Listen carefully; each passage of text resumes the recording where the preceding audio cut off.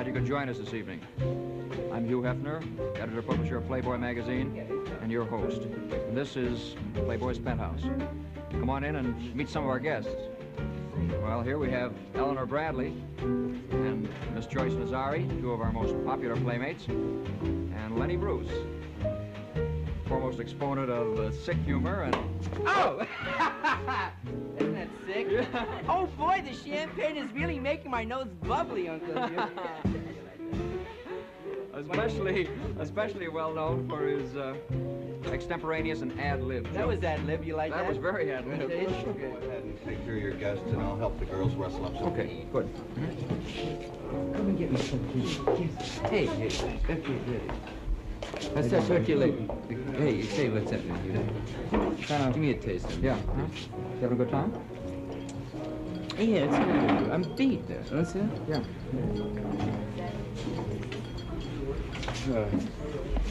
I was kind of rude with those. I was talking to the chicks, and then all of a sudden they sort of floated up into. I wonder if I can have a drink. Maybe. It's a kind of an interesting party. You know, I first figured it would be like sort of a TV, you know, typical fake party, you know. But it's got a good party feeling to it with some pretty chicks, you know, which is a good composite, you know. Well, the girls, and we serve real liquor, and it does the trick. Do you think you'll get any objection, you know, drinking on the show? I don't think I've ever seen that on the show. Do you think that'll be objection? We'll find out. We hope not.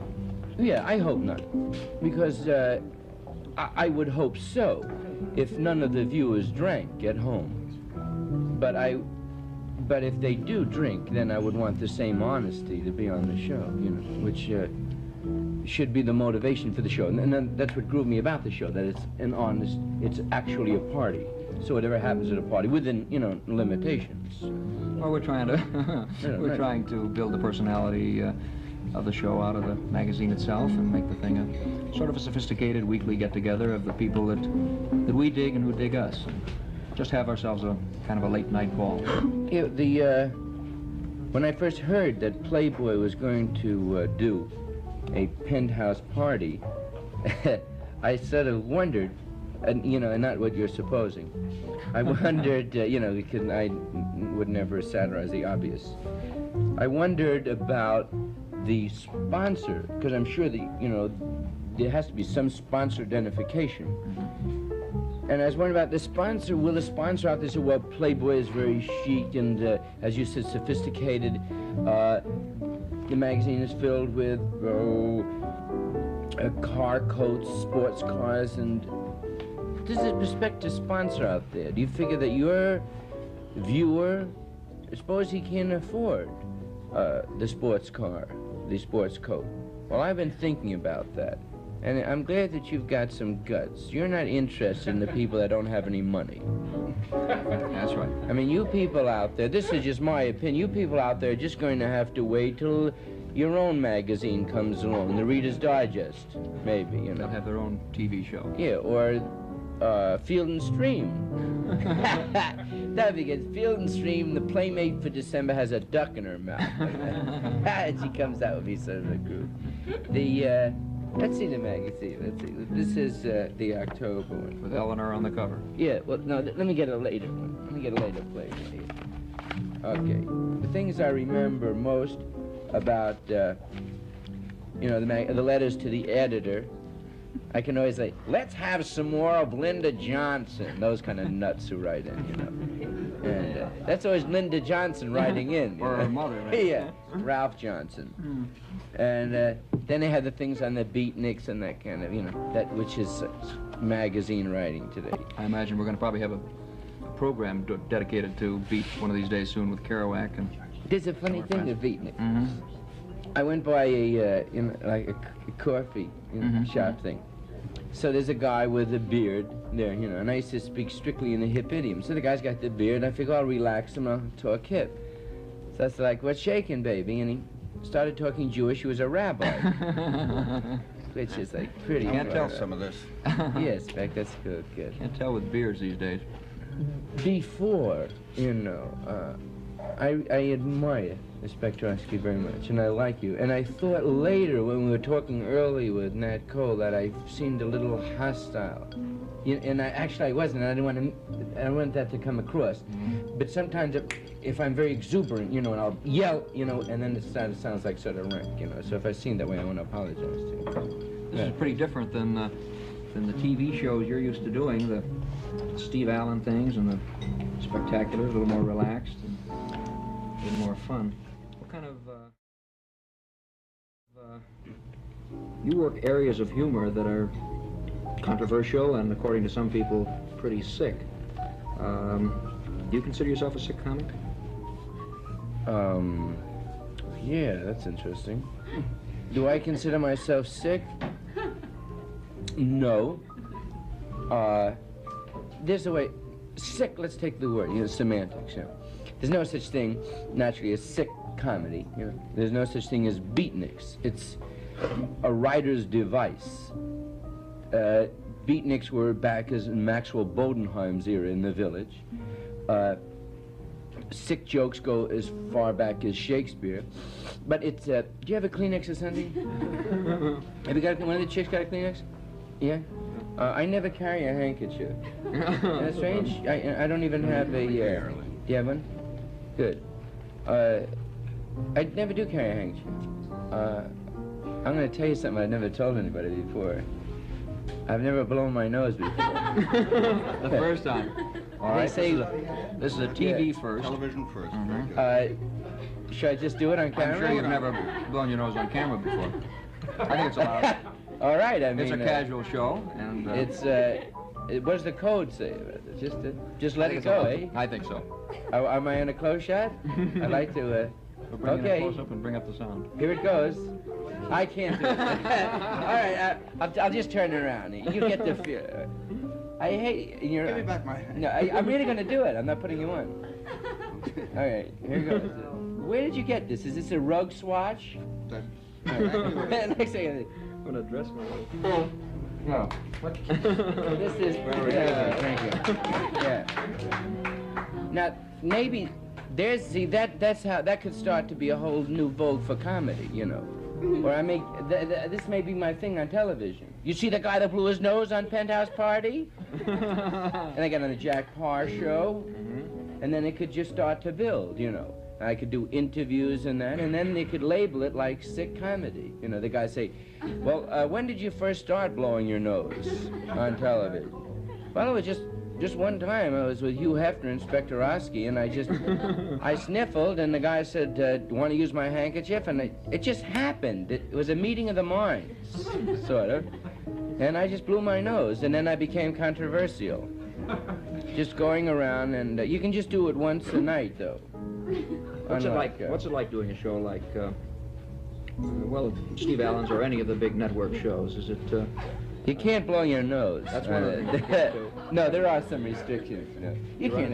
Did Steve ever let you con him out of a handkerchief? I mean, I noticed you rewrote history That's there the a old little. You trick, said, I offered you the handkerchief. Yeah. Okay. Well, I'll never get it back. There were some restrictions, but not from Steve Allen. Do you know Steve Allen, Spectrosky? We used to work together. I think you'll agree, maybe, that I feel he is the most literate, he is probably the most erudite, humane humorist on the American scene today. Besides comedy, he's interested, and I'm not being facetious now, Strodium-90, Fallout. Does he ever send you any of that kind of literature? He's very active, with the Albert Schweitzer kind of thing, and I really like him. But he doesn't control the whole show. Profit motivation and sponsors do. So when I did the first show, they had, they're naturally afraid of the way I work, and it's a live show, it's not taped, so I could have, been pretty irreverent. So they had me audition, which is very hard for me. I do pretty spontaneous humor, and to do word-for-word comedy is just horrendous.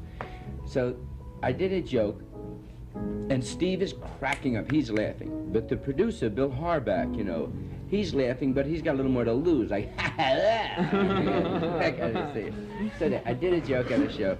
Oh yeah, I made reference to a joke I used to do, and I said that I have a tattoo, which I actually have. And I got this in Malta, in the Mediterranean about 1942. And I said that, in the joke I did on the show, I said I smoked Marlboros when I was 6 years old and it grew up. Which is like a funny joke. Okay, now, then I went into a truism. And I said, because of this tattoo, I never can be buried in a Jewish cemetery.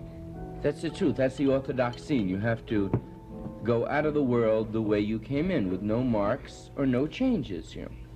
So when I got back from Malta, I was over at my aunt's house in Jamaica, Long Island, and she's very Orthodox. So I'm in her kitchen, I'm washing with a Roki soap there, you know. So she pins the tattoo and she flips, you know. She goes, ah! Ah! You know, so it's a real Jewish minor bird. She says, what is it? You're on your arm. You can't be buried in a Jewish cemetery. I said, what do you nudge me for? Me, they'll cut the sword, they bury this in a Gentile cemetery, you know? And leave me alone. Okay, which is like cute and humorous. Okay, now, continuity says to me, you can't do that. You can't, so why not? He said, well, it's definitely offensive to the Jewish people. I said, you're a nut, man. He said, no, it is blah, blah, blah, blah. He said, any time we do any humor on any ethnic groups, you know, there's a lot of male. Now let me first set that straight. I think that anybody who writes into anybody are whacks. Nuts. Any of you people out of your skull out there who sit in and write stations, you know. Because I know anyone who's got a function, married women with children are too busy, you know, guys who work. So it has to be some complete far-out wacko who's sitting alone in a furnished room, you know, with a TV set the Goodwill gave him, you know, and he's saying, that's dirty. You know, and meanwhile he's choking pigeons and a good Kraft Ebbing background, you know. Oh, I got off on a tangent. Well, anyway, so the guy said to me, can't do the joke. I said, well, later, I'm not going to do the show, you know, because I've got enough bread, I don't have to make this scene, you know. So he says to me, no, blah, blah, blah, blah. You see, you don't need that. I said, look, it's not offensive to the Jewish people. I'm Jewish, and it doesn't offend me, and I represent. I'm the Messiah, okay? So I said, no. Okay, now, dig, they have a whole hassle, you know. So the guy goes back, and there's about 20 guys. They all get together, and they talk it over. And the guy comes back, and he says, Lenny, we talked it all over, and it's definitely offensive to the Gentile people, too. I said, how do you figure that? He said, well, what you're saying in essence is that the Gentiles don't care what they bury. So, you know, go fight that kind of thing. Oh, too much. Well, we hope we'll have no such problems with our show here. We're gonna. No, it's getting better, you know. Mm-hmm. I see. Yeah, I think you're right. I sense a change in the times and an ability to discuss things more openly on TV and movies. I think we're going magazines. through a very interesting transition. First there was Burl, slapstick, you know, out comedy. Just a moment for sick comedy, by the way. As I said, there was nothing new. Time magazine grouped about 4 or 5 sick comics. Let's negate that immediately. Mortzall, brilliant, political, stand-up, stark monologist. Nothing sick about him, or he would have never done a Revlon spec. Shelley Berman, real Hamish, down-home humor, forget him. Jonathan Winters.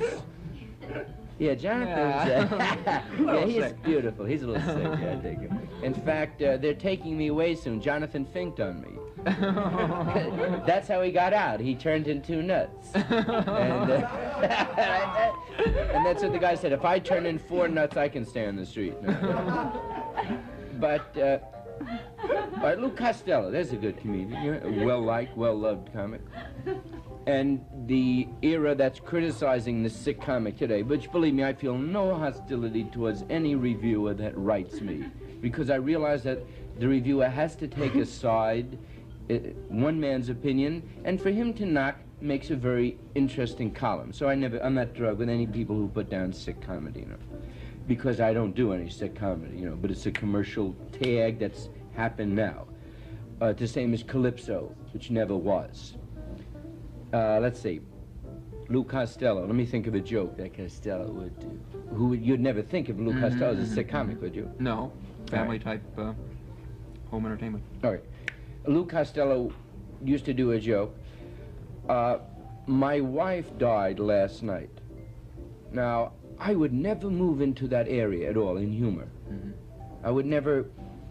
A comedy is tragedy plus time. That's a little too close. All right, that's Sicko one. His wife died last night. He's humoring.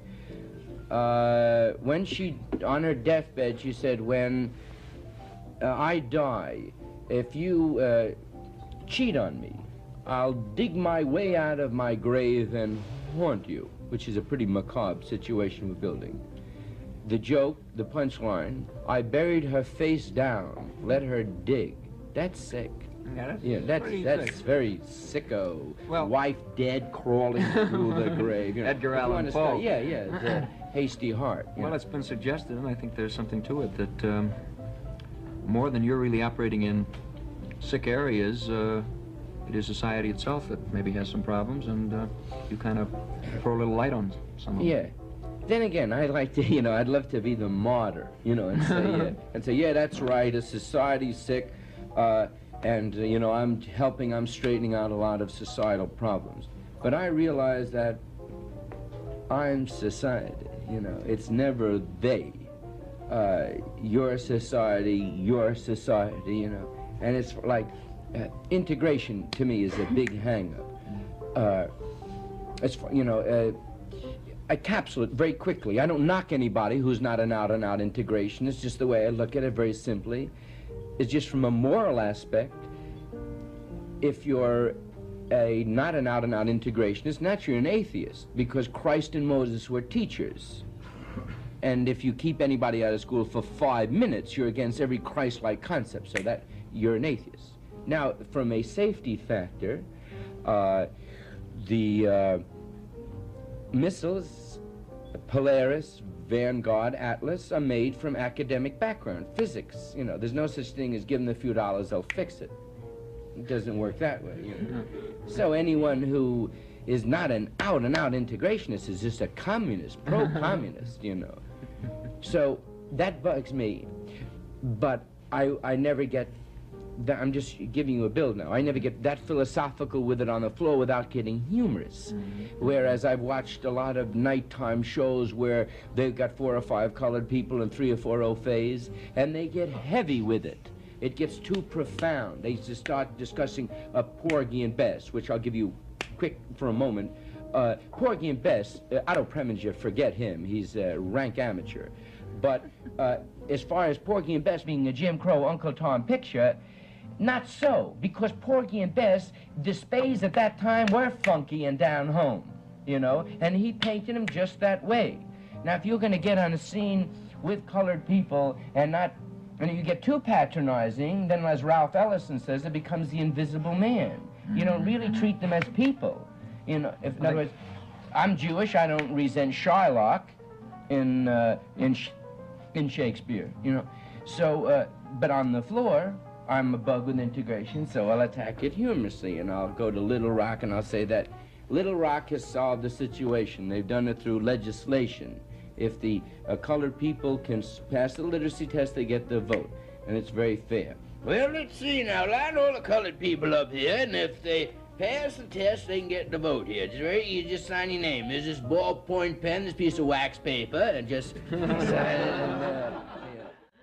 I think it's in the areas of social commentary that you probably come closest to people like Morton, things that Morton does. But you also work with your humor in areas that very few, the little anecdote of Costello's notwithstanding, that very few comics work today. You find humor in some of the strangest and sickest aspects of society, like some kid blowing up his mother in a plane or things of this kind. Yeah, well, here's how I feel about it. If I start to really analyze my humor, I guess every bit of it stems from some societal problem or people's concept that I think is hypocrisy. All right, the kid that, remember a couple years ago, and I did on the album too, a kid was stuck in the well? All right, there was a child that was trapped in the well. Huh? And a doctor attended him. And they got the kid out, and the doctor sent a bill. Right? Now, the nation screamed, you know, what thinks those doctors are, you know? How about that? Sending those poor people a bill, you know. Well, naturally, the poor person they sent the bill, let's see, generalize his, maybe as a TV repairman, all right? And he's a poor person opposed to the doctor who maybe grosses $6,000 or $7,000 a month, or a specialist, right? Okay, but how about the poor TV mirror? That schlub wants to get paid now, Daddy, you know. $2 home repair, he wants the bread there, from the doctor, anyone he wants it from. So the doctor naturally should get paid. So that struck me sort of humorously and bugged me, too. So I satirized it, and I said that they sent the doctor bill, you know, blah, blah, blah. So it brought so much heat on the AMA, the American Medical Association, that all the doctors got together, you know. And the doctor kept saying, I want my money. What do you figure? Look, I want the money, man. I stayed out there with the kid, and it was cold, my legs are chapped, and that's it. I want the bread, that's all. I'm giving out split now. Will you stop it now with that money? Look, I want the money, man, and that's all. I don't want to have no hassle. I sent the bill, $63 plus the medicine, and that's it. I want it. That's all. I want the money. I don't want the guy fixing my TV. I want the money. That's it, you know. But you stop with the money. We'll get even next year with a new disease, and that's it. Forget about it. Yeah, we'll swing that way. Get the guys. Give me a new disease for next year. All right, we're thinking. Get the writers up. Give me what disease you're working on. Well, we're thinking of switching the grip. Yeah, we didn't do the grip for a while. That's pretty wild. Yeah, the grip. That's interesting. Let's see. I'll give you a working title for it. Asiatic flu. Okay? Send that out. Call up Park Lily, get some new pills. The Spaniels died last year. Call up Leonard Solomon, Solomon's Drugs, and get some, I think the greens will go good. And that's it. Okay, doctors, that's it. Asiatic flu. Are there any questions? Yeah, what are the symptoms? Same bit. Nauseous, headache, loss of appetite, all right? What do we tell the people when they want to know where it comes from? Are you kidding? The same bit. It's going around. It's going on. Throw in the body is like a tree, and throw in those other moron parallels, you know, that they understand. Your body's like an automobile, and if you put the gas on, and those other nitwit things, okay? That's it. I send it out. So that's it. So they got the kid, you know, out of the well, and the report came from Patchogue, New York, that the child is out of the well. The doctor bill will not have to be paid. Of course, the child will have to be returned to the well. Yeah, it's like, you know, which is...